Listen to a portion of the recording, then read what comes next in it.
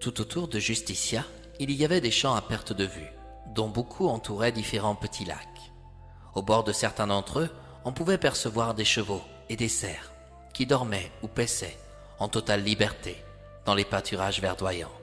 La jeune fille se situait en plein centre, sur une route graveleuse, qui l'amenait directement à Dirom. Pour atteindre le village, elle devait monter une colline. La distance ne lui faisait pas peur. Non, ce qui l'inquiétait, c'était l'endroit où elle pourrait dormir ce soir et surtout où elle pourrait se restaurer. Justicia commençait à avoir faim. Contrairement au village des Amazones, la météo était plus clémente. L'air n'était pas étouffant, humide, voire irrespirable.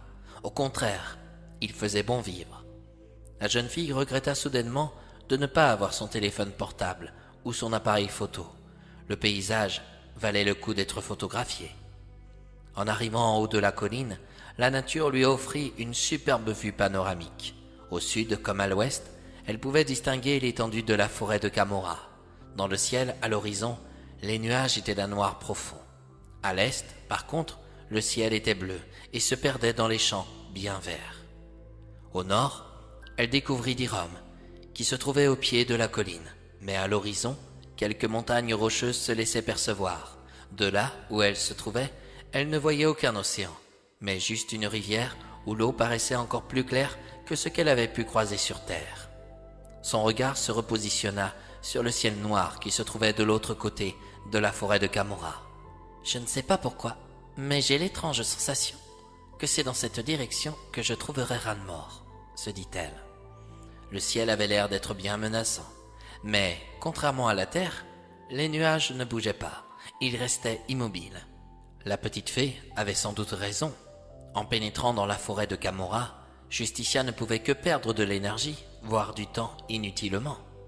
Comment se faisait-il que Dame Sagesse l'ait envoyée dans de telles contrées? Jouait-elle un double rôle? Le temps passait vite, même s'il n'existait pas dans ce monde. Maintenant qu'elle était rendue en haut de la colline, il ne lui restait plus qu'à descendre pour atteindre Dirom. De ses yeux, elle vit de jolies petites fermes. Elles étaient toutes entourées de clôtures en bois. Il y avait une grange qui abritait du bétail. Justicia ignorait encore que les animaux étaient de la même nature que les nains. Il n'y avait pas de chevaux. Les nains préféraient largement les poneys. Cette prairie possédait en tout cas une atmosphère chaleureuse où les rayons du soleil et la douce brise étaient les principaux contributeurs. En continuant à avancer, la jeune fille remarqua un champ différent des autres. Il n'était pas verdoyant, mais plutôt jaunâtre. Était-ce ici qu'un spectre errait? En tout cas, elle était prête à tout pour libérer ses nains de ce fantôme et permettre à celui-ci de retrouver sa liberté.